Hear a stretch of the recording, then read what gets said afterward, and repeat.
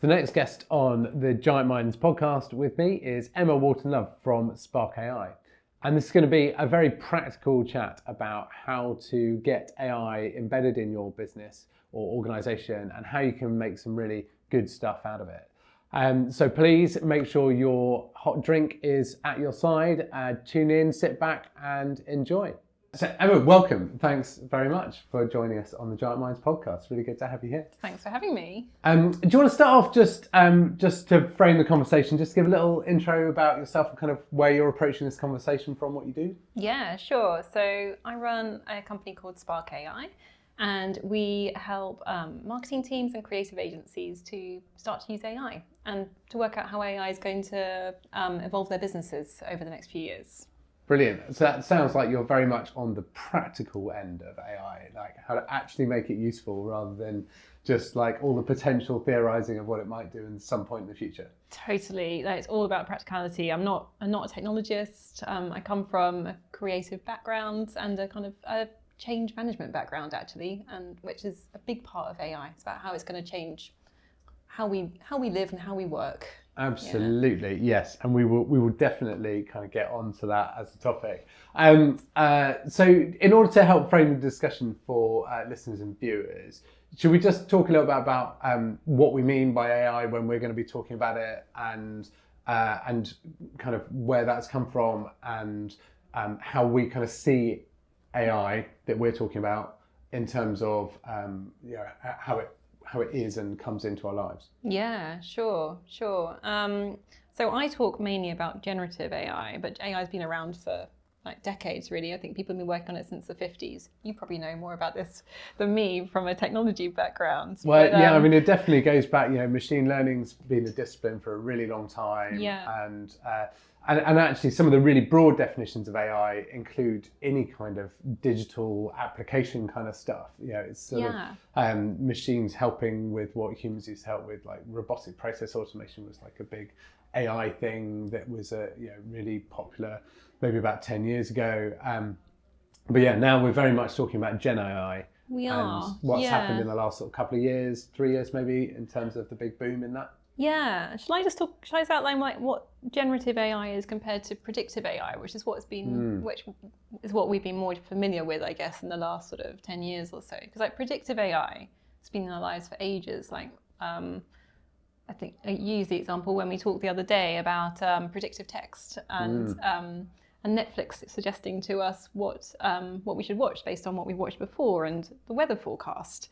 That's based on the history of weather. And but generative AI is different because it's literally about AI that can now generate new stuff on its own. It's not just predicting patterns. It's still using prediction, but it can generate new content out of that. So that's what's really changed in the last couple of years. Yeah, it's sort of a certain element of originality, although what they say about there's only however many stories in reality, and so everything's kind of a bit of a regurgitation of the past, even when it's by humans. But now machines are basically getting pretty good at doing that sort of creative act, as it were. Yeah, they're getting better and better. Yeah, and that is that's something that I think some people underappreciate a little bit. So there was a massive hoo-ha about generative AI when ChatGPT first came out. And people were like, well, this is really going to change our lives. And then lots of people tried it and they're like, oh yeah, it's a bit crap actually. And what I think quite a lot of those people don't realise is how much it's got better since that first release. Yeah, and the first release was only November 22, and it was kind of interesting. And but now it's incredible. There's been like for ChatGPT, if we stick talking about ChatGPT, their latest model 4.5 is just incredible. Yeah. And that's the along with that latest generation is Claude 3.7 as well. Which, phenomenal. If you're a coder, that's like a massive game changer. Yeah, for sure. Actually really hot off the press. Very recently, GPT 4.0 has started doing image creation, which yesterday can actually spell. So that's like a real difference to me, because I use image generation out of Gen AI quite a lot, and it's so frustrating when, well, they got over the numbers of fingers on your hands sort of a little while ago, but not being able to spell in images has been hanging around like a bad smell for a really long time. It's totally changed how useful it is. In the last couple of days. Do you use it a lot for sort of presentations and things when you're generating images? Well, but I also haven't used it for quite a few things because of the inability to spell. So like, I'd love to be using it to generate infographics and like to put fairly complex ideas into some sort of graphical form. Yes. But up until a couple of days ago, couldn't do that. Yeah.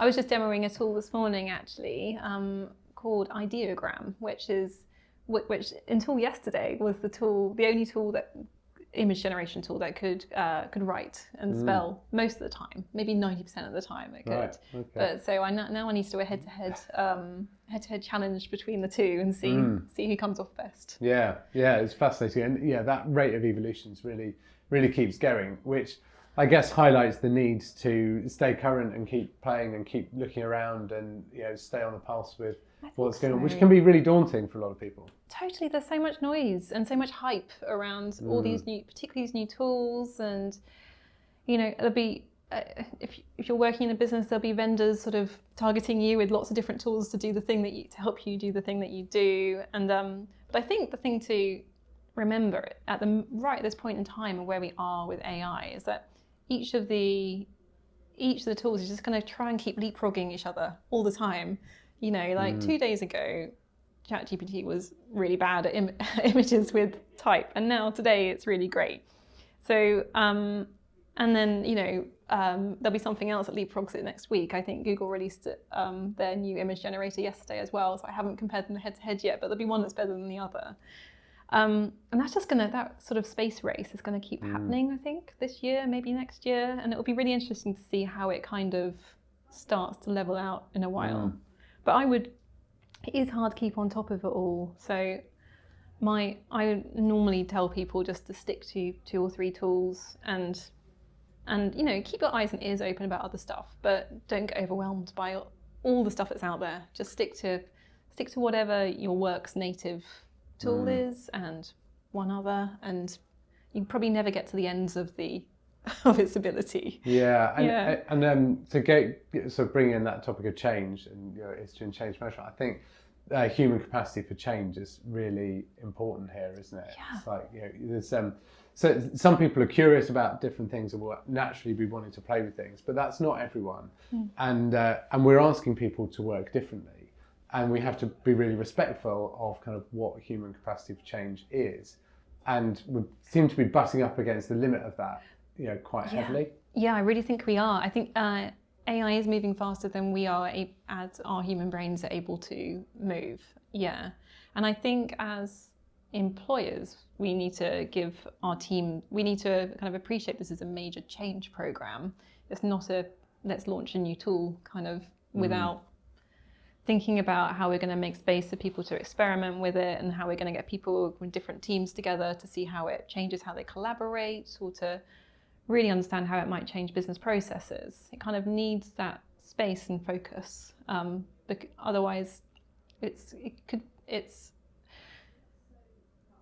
could be a negative impact if you don't approach it very proactively in that kind of change program style. And that's definitely something that I think we as an organisation are kind of working out how to do best by. And a lot of it comes into knowledge sharing and making it seem accessible, because we are asking something different of our employees and the staff in our organisation, aren't we? I think it boils down to it slightly changes how we spend our time in our work, the balance of our time. It doesn't necessarily change the steps of the process, but I think the amount of time you spend at each step might be quite different. This morning we had a network meeting here, where the AI marketing network, where we demoed just a sort of a marketing use case of analysing some writing style, creating some blogs based on that style, creating some social media posts, and normally the writing of the blog and the writing of the posts and the creating the image would be the thing in that process that would take the bulk of the time. That would take like 90% of the time, and the thinking of the ideas would be less time in comparison to the actual writing of it. But now it's actually, the time is now spent, if you're working with AI as your creative collaborator on it, the time's now spent on creating a really strong prompt to make sure you get out of the AI what you're looking for to meet your brief, and also giving it as much data as possible as reference so that the output is as close to what you want as you can get. So it sort of flips it around. You're spending way more time planning up front and briefing your AI collaborator, and then the kind of output is much less time. So it's kind of giving permission to people to say that that's okay. That's how it's kind of going. And then in your world, it's slightly different with development. It's that you can get prototypes out there faster, I guess. Yeah, definitely. Yeah. There's tool sets out there which you can create prototypes and prompts rather than having to drag and drop and create things in a UI.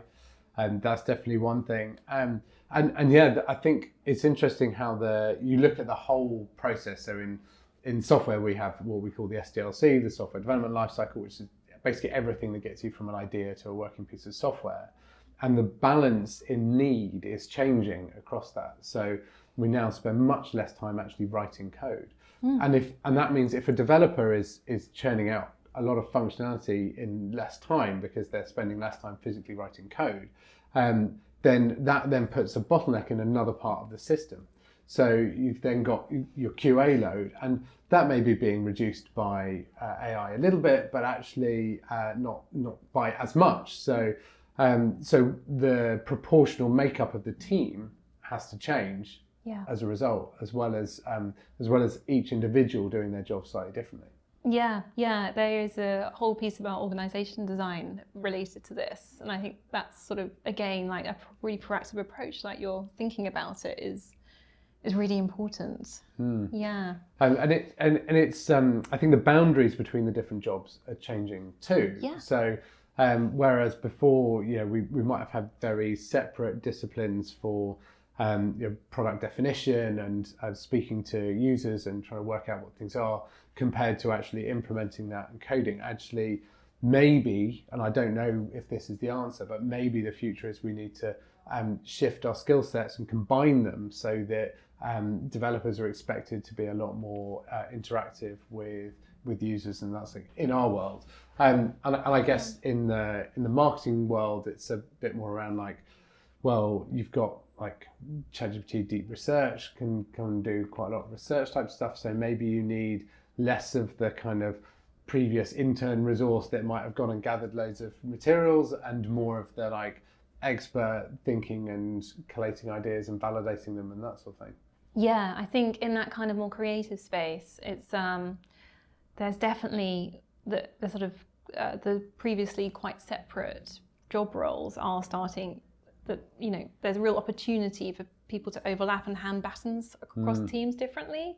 Like in a creative agency, if the strategy team will develop the brand strategy and then hand it over to would normally hand it over to the creative team and literally brief the creative team, and then they go, and then the creative team take it forward. But now the strategy team can start to visualize some of their ideas, so they can actually communicate their ideas better to the next team, and that integrity of the idea sort of is stronger between the different parts of the process. Yeah. So that's a real positive, and I think, and equally the kind of design team have more access to being able to do sort of more research from the ideas. So there's much more crossover. Yeah. I'm still unsure about whether it's a divergent or a specialism kind of process, or whether it's convergent and actually lots of different roles coming together. Yeah. The jury seems to be out, because on the one hand, our capacity's increased because of the tools, so we've got kind of more time to do other things. But on the other hand, like actually how to wield the tools most effectively is becoming more and more of a specialist discipline. So can you expect everyone to be expert in more stuff? I don't know. Yeah, yeah. I think that's a really, really good point. I think only time will tell, and we'll see teams working in different ways and learn from each other, and I see think how that goes. so. I think so. But I think it is about like just acknowledging that this is a time of change and experimentation, and that it's okay that we don't know the answer to that sort of question like right now. But we need to like actively kind of measure and monitor, I guess, so that we can then create the right kind of conditions and organization structure and all of that stuff over time. And do you have any kind of hints or experience on what you see working best between? So I've seen some organizations try to embrace AI kind of wholeheartedly and get everyone doing it. I've seen some have specific innovation teams that are trying to drive it forward and work out what a good template is to then roll out to the rest of the organization. And I've seen others just sort of sit back and like think, well, first mover like has loads of pain. I'm just going to let someone else go through all that. And once they've worked it out, I'm going to kind of dive in. Do you have any thoughts on kind of which of those is a better approach, how to manage it? Yeah, I think partly it's quite early to tell because, we're probably into like year 2 of people taking those different approaches. So understanding the kind of real ROI impacts of each of those and the sort of, not just ROI, like employee happiness impacts and all of that. It's early to measure it. But typically if it's a smaller business, if it's like under 50 people, I would be suggesting that everyone gets involved. I think when the businesses when the size of the organization gets bigger, I think it often makes sense to have a kind of innovation team, but they need to be very consultative with the rest of the business. So it feels like it's a collaborative, it's a collaborative thing, and they don't sort of come out 6 months later and then you kind of have a rollout of something that people don't feel connected with. Really interesting advice because we're just on we're around 60, so we're just on the upper end of that, and I think we're getting everyone to kind of experiment quite a lot together, but one of my biggest concerns is everyone making the same mistakes and not really getting the same progress we might do. So the key thing we're really trying to focus on at the moment is knowledge sharing and kind of spreading the best practice around the company and showing what everyone else is doing. And that, so far to me, and I think this morning's session that you went to might well have been quite a good example of this. So it's like just that practically seeing how it works firsthand in a real world task environment, I find really powerful. It's really powerful, and sharing the learning and sharing what people have experimented with and what's failed and what's gone really well, and just demoing it in front of each other so people can be like, okay, I could apply that thing in that slightly different way to what I do. But a good kind of hybrid approach between the kind of everyone and the innovation center kind of is to create a task force in your business that's from different parts of the business that are kind of hold the AI brief, and they're given time and accountability to create the AI roadmap, to develop the policy based on all the learnings that are coming out from everyone experimenting. It's a nice sort of in-between way to do it when you're that kind of size. That's a really good idea. Yeah. We talk about cross-functional teams in the software world, so I think it kind of plays to that sort of theme of getting different people involved from different angles, definitely. Yeah, because like you say, there's so much, AI can enable so much more collaboration and crossover in different ways that we couldn't do before. And without having people from different teams as part of that, you could miss that brilliant opportunity. And opportunity for the business in terms of efficiency or identifying new services or innovation, but also for personal happiness and roles and how different people's roles could expand and flex over time. Now we've got these different tools. Yeah.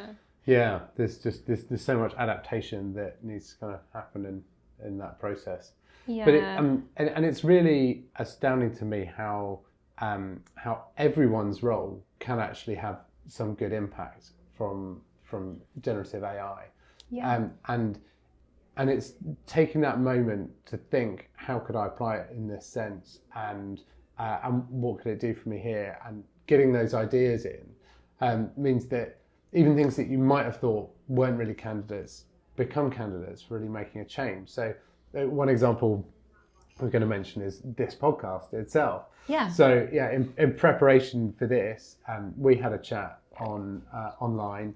I used Fathom, which is our kind of AI note taker tool of choice to record it, and we could just have quite a free-form flowing discussion, and then I asked Fathom to generate a suggested structure for this, which was actually fairly effective. I haven't really stuck to it, but that's just how I tend to operate. Give us some ideas. Yeah. But if I'd have created my own one, I wouldn't have stuck to it anyway. So, but it does help. It certainly for me shortcut a lot of the process and really helped it. Yeah, I mean, if you're going to start with any one thing, and if you haven't started exploring AI, if you just start with a meeting note taker, that is for personal productivity.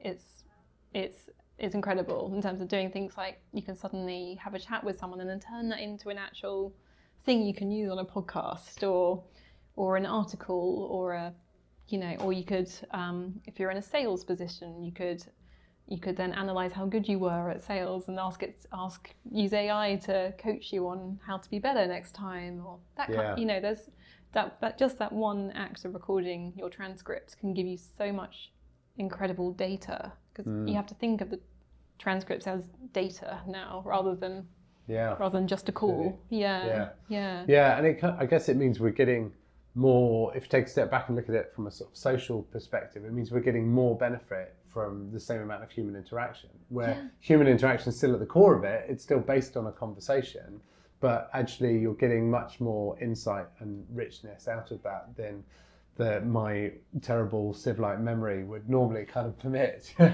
maybe this is like the future of like less meetings. Maybe if we can have one or two really good meetings, and we don't have to keep going over them with more meetings. Yeah. Be good to not kind of repeat ourselves a lot. So do you have any other examples of AI note taker usage that you found particularly good?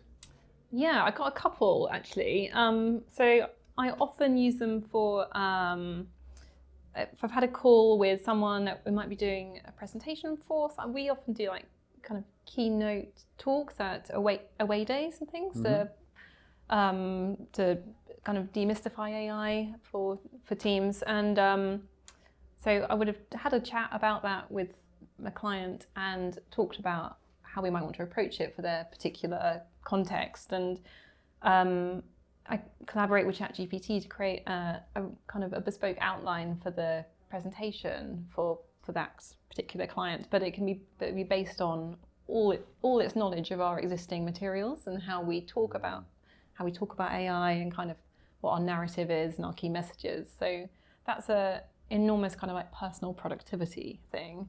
And the other thing, and more of a kind of less personal, kind of is still personal productivity actually. I do some research for our business every 6 months into kind of the state of AI and creativity, like how much people are adopting it and what the main challenges are and what the learnings are and that kind of thing. And to do that, I interview leaders of businesses and I use my meeting note taker on those, and then create a custom GPT or sometimes a Google Notebook on those interviews, and then it's all qualitative. I can extract all the themes and I can extract kind of quotes, and then it can help me actually write the research report as well. So it's incredibly powerful. It means that I can do like way more research on a more regular basis, and then it's just more useful and more timely. And I think one of the so Google Notebooks, Notebook LM is such an amazing tool. And one of the things I've used it for is it's really hard to keep track of all the work we've done at Geiston and kind of picking examples of where we've done things before. So I've taken all the write-ups that the team regularly do after each project and put them all in a notebook, and then I can just ask where have we used this technology, where have we worked in this sector, and kind of get some really good examples of where things were, which are then referenced back as well to the original source, so that I can then find out who the right person to talk to about it is to get a bit more in depth around it. So super useful at taking lots of information and just mining it for the specific bits that you're after. It is so good. If people listening to this haven't used it before, it's kind of, I guess it's like ChatGPT, but it only looks at the data you give it. It just looks at, so it only look at all your case studies and knowledge base, and doesn't kind of go and search the internet as well. So it doesn't get kind of polluted with other or stuff. It will search specific bits on the internet. If you can just give it URLs that it'll pick up as well. That's great, isn't it? It's not just uploading documents. You can copy and paste text in and all that stuff. It's great. Yeah, super useful tool. Yeah. And do you think some of these tools have like specific or different ways that they help different people depending on how they think? I think this sort of is something that we've chatted a little bit about. I think it really is super powerful for certain groups of people. Yeah, definitely it is. So I'm neurodiverse, and it helps me. It helps me do things that typically I'm not very good at. So, for instance, when I write emails, they're often a bit long and convoluted because it's basically a stream of consciousness. Mm-hmm. And sometimes that's endearing, sometimes that's annoying. So I often write my stream of consciousness and then just use a large language model to, like, ChatGPT or Gemini, or quite often Claude, actually. Because Claude's also very good at tone of voice as well as coding. And get it to turn it into something that's way more direct. And I will also tell it some information about the person I'm writing to, make sure it has a lot of context about who it is. So that's really good. And actually in ChatGPT, I have a custom GPT, which represents my sort of main client audience and it understands a lot about them and their challenges and what their priorities are. So I often run some of my emails through that and say, well, what else would they want to know? And helps me. So useful for anyone to do that, I think. But I find that I get much better responses from my emails, and I have to explain less 3 times because it's come across wrong in the first one. Yeah. I think there's so much in there just about different communication styles, isn't there? And by coaching an AI on your natural communication style and the person you're talking to's natural communication style, you can help shortcut loads of things. So I mean, I tend to have quite a direct communication style a lot of the time. Gemma's nodding behind the camera vigorously, which to some people who have a much softer communication style can seem really abrasive. I think as a tool it can help smooth my edges in that sort of sense. Helps you understand other people's perspectives as well. Yeah, it's really powerful for that. And like for me, for just prepping for this conversation, I just, as you said, we have a bit of an outline that might not have stuck to, but I just did a bit of a brainstorm about just actually noticed some stuff in my notebook that I wanted to mention, and then took a photo of it, uploaded it to ChatGPT this time, and told it that I was dyslexic, and I said, how would you recommend that what methods can I use to like recall this better? Because for me, my memory recollection and my processing time is just different. So I was like, how would you, and I have never asked it that before actually, and it came up with some really helpful tips. It basically summarized most of my notes into about 3 words that I needed to remember. Amazing. As my kind of trigger words to help me then trigger the other thoughts. So it was great for that. Yeah, that's really cool. And there's some great tools that are coming out, specifically around neurodivergence, which are essentially a whole load of kind of pre-prompting where experts have kind of looked at things. So I'll give a little plug to Spicy Minds that's being released soon, which is a company that we work with, which is absolutely fantastic about kind of working with neurodivergent kids and helping parents manage their home environments and the school environments for neurodiverse kids. And essentially it's not doing anything super magic, but it's through the method of prompt tuning and pre-training certain conversations, it just gets the emphasis of the thinking in the right places to suit the people who are around there. And that's just so incredibly powerful, isn't it?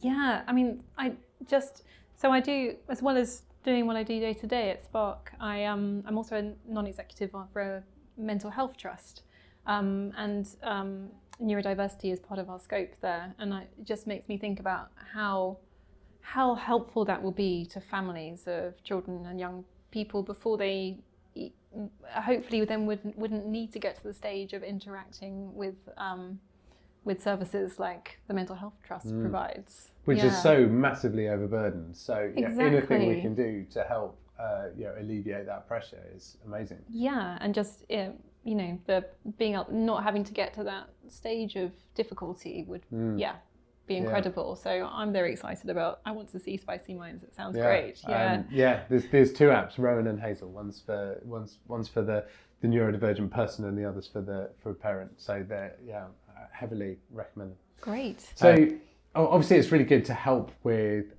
people who think a bit more differently. But I think it can also be quite useful for people who are going into an uncomfortable area, like being stretched way beyond their normal comfort zone. Yeah. And you were telling me a little anecdote about that earlier, so I was wondering if you could share that. Stop, which one was that? I can't remember now. My father. Yes. Oh yes. Yes. So my father is a farmer, and in his late 60s, and he's just been made captain of his golf club, which is greatest honour of his life. He's very excited about it, and but as a farmer, he hasn't needed to kind of give talks or speeches to like a room of people. He hasn't needed to chair committees or boards or like write annual reports or deal with difficult stakeholders necessarily. With members of the club might be complaining about something to him. So I went home the other weekend and I caught him talking to someone, and I was like, oh, there's someone in the house. And I went into the room and he was just chatting to ChatGPT about something at the golf club to get advice. And I was like, oh, I had no idea he was using it so much. And so then I decided to make him a golf club captain custom GPT to help him with writing short after dinner speeches and kind of like formal letters that he needs to write. And I trained it on previous letters that he's written by hand, previous talks that he's given, just that he's written. And to help him get away from a blank sheet of paper rather than when you've been used to spending 40 years of your working life doing this stuff day in, day out. It's much faster than if you're having to start doing it kind of later in your career.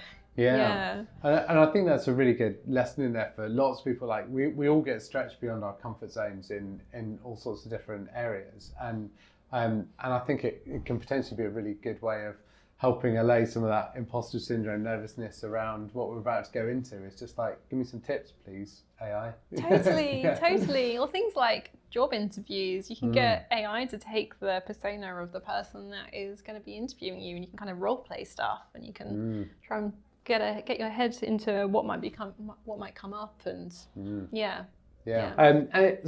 I guess that kind of brings us a little bit onto the topic of with jobs changing. There's talk out there about, or there was more than there is, talk about AI is going to take over your jobs, it's going to make lots of people redundant, all that sort of thing. But from what we've been talking about today, I think it's clear that neither of us really believe that that's the case. Yeah, I don't believe it's the case at all. I think it's going to evolve jobs, because we're in most roles, particularly sort of office-based, computer-based roles, we're going to be we're going to be using AI more, whether we're actively choosing to or whether it just becomes integrated into the software that we already use. Is going to be there. So it's going to start to nudge how we spend our time, which will start to evolve how we what our job roles are. I mean, people have used the phrase like AI is not going to take your job, someone using AI is going to take your job. But I find that a little bit uncomfortable. I kind of think of it more as, if you want to be really good at your job, you probably need to be using AI. I agree. I think, I disagree with the someone using AI is going to take your job, but someone who does your job using AI, that is a concern. So because people who are really great at their jobs and then use AI will be even better at their jobs. And so, yeah, I just think everyone should see where it adds value to them. Yeah. Yeah. And if we think about it in the evolution of technology and tools, it's a bit like saying, in the pre-computer age, it's like saying, well, if you don't use a computer, you're not going to stay being the best at your job. It's like, and that's sort of, you look back on that and think it's self-evidently true. And that kind of feels to me where it is at the moment. It's like, well, there's a computer there. Like, why don't you use it? It's going to make your life better. Exactly. I think it's the same, but I think it might happen faster than the adoption from paper to computer. Definitely. I think it's definitely a higher speed. Yeah. Great. Well, it's been an absolutely fascinating discussion. Thanks so much for joining us. Me too. I hope people have got some good takeaways there, because there's so many sort of practical things that we've talked about there. Hopefully someone will find, everyone will find at least something, a little nugget in there to take away and think of, to go and do their general things. But they should come to you for more conversation, I assume, if they want to know a bit more and dive deeper. Totally. Always happy to chat. Yeah. Great. Thanks very much, Emma. Thank you too.